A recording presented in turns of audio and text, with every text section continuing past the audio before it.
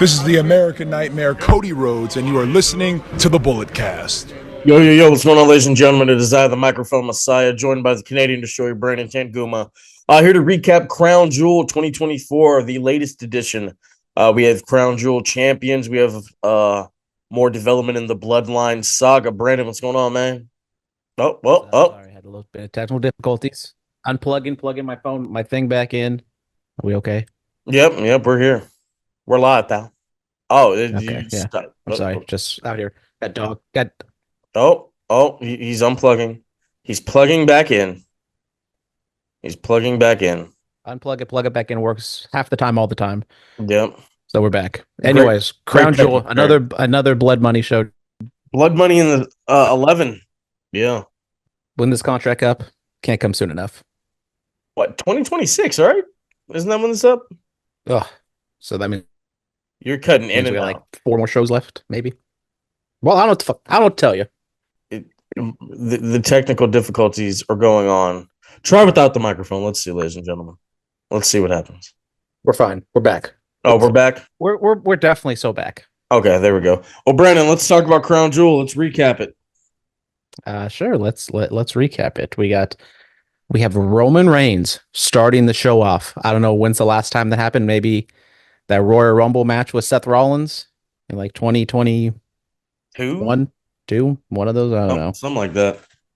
But we have the Bloodline, which I guess is their official name. Solo Sikoa, Jacob Fatu, and Tama Tonga taking on the mismatch, not conjoined team whatsoever of Roman Reigns and the Usos. And this one went 16-35, and the 2.0 Bloodline gets the win. Jay got the last entrance. He did get the last entrance. We had made man. some shots of Roman making some faces. I don't know if that was character work or just genuine, maybe proud of Jay, or just kind of soaking it all in, because he was in that SummerSlam match, but obviously he's Jay, that has still come so far from where he was a year and a half ago. Absolutely. Yes, Bloodline 2.0, they get the win. Solo Sikoa pins Roman Reigns. Very, very, very rare to see. I mean, the second person to pin Roman Reigns since Cody Rhodes. Yeah, I mean, think about a Solo. He's pinned what? John Cena, Cody Rhodes, Roman Reigns. That's a nice little trajectory. Yeah, the push or the win-losses of Solo has been like very hit or miss. He's had these big wins, as you said, with Roman and Cena, and then kind of like the other matches, he's losing or not exactly booked particularly strong. So obviously with the with the War Games match coming up, putting the heat on him. Surprisingly, nothing. Jacob obviously was there, but he wasn't the guy getting the pin. It was Solo, which Solo's still the leader for now, or the foreseeable future. Who knows? So it does make sense. Put heat on Solo. Put heat on the new Bloodline. Have something for the OG Bloodline to retaliate on, and have something for them to come back from. Yes. Multiple Samoan spikes puts down Roman Reigns. So after this, which the new Bloodline is going to take up the OG Bloodline. Sami Zayn comes out there to save Jay, and at one point Solo's cornered. He's there's Jimmy, there's Jay, there's Sami, there's Roman. Sami goes for a haluva kick. Roman goes for a Superman punch. Roman catches Sami's shoe right to the face. And we'll talk about the fallout of what happened on Monday Night Raw, but just more development in as the Bloodline turns. Yeah, I mean, it's not over. It's far from over, as we talked about last week. Think Sami did it on purpose? I don't think so. Moving on, we have the women's tag team match, Fatal 4-Way, the champs, Bianca and Jade, Damage Control, Metaphor, Chelsea Green, Piper Niven, and shocker, Bianca Belair and Jade Cargill retain in 12 minutes. Ambitious. They try to do some spots. Some of them look great, some of them not so great.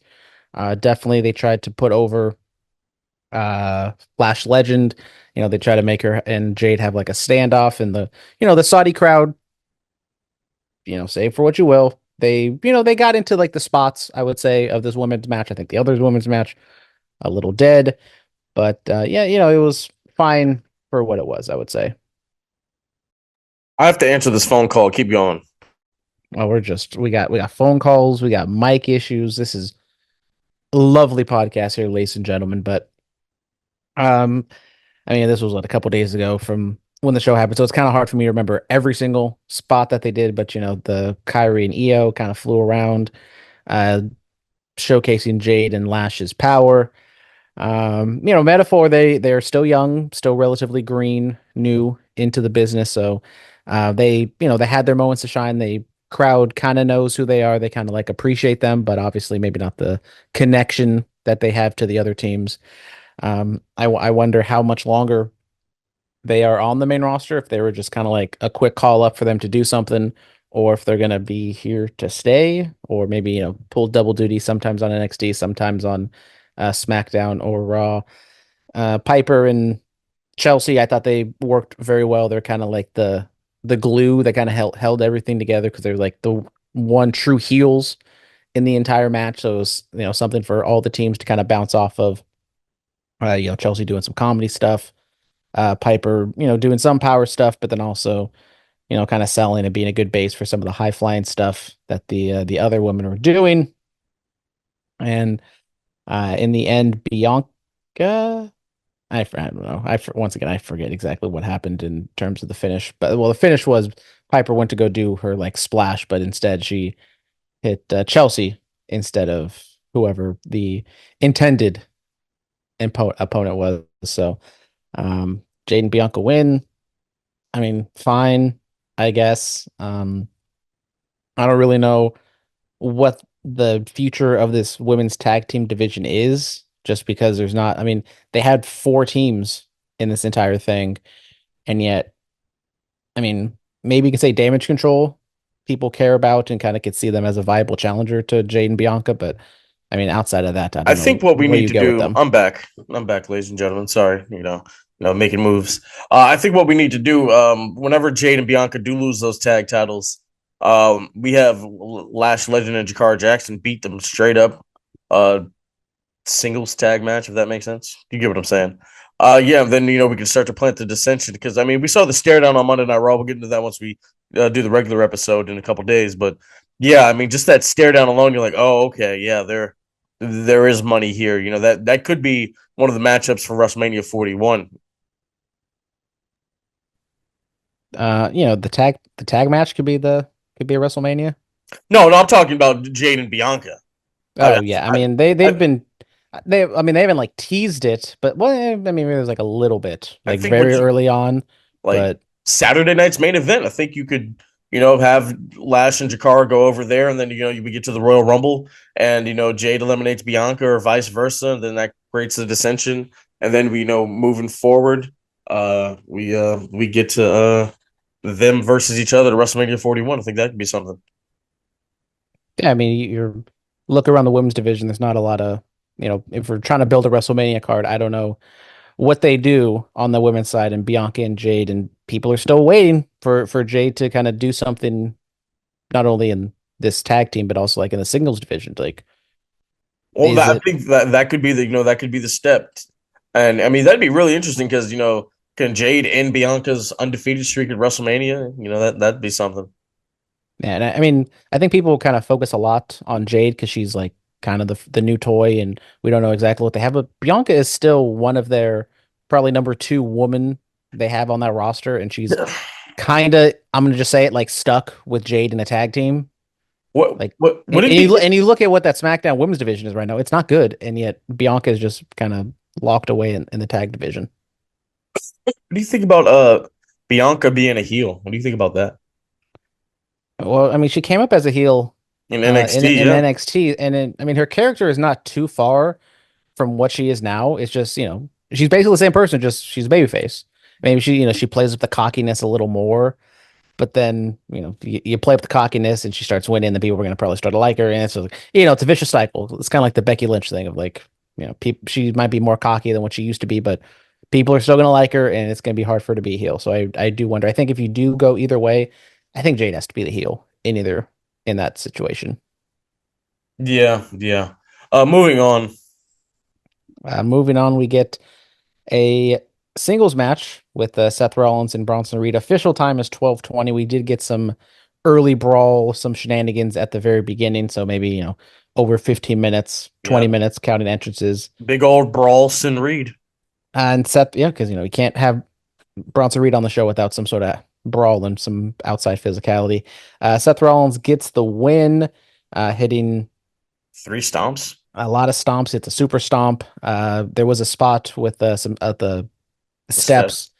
steps. Bronson kind of tripped and kind of hit his head on it, and I mean, it looked pretty legit. Looked kind of a nasty gash, and Seth gets to win. But then after a couple minutes, Seth walks up the ramp. Bronson stands up, and Seth kind of mutters under his breath, like I forget exactly what he said, but he was kind of in disbelief and kind of quizzically looking at Bronson Reed as he was still asking for more after all of that.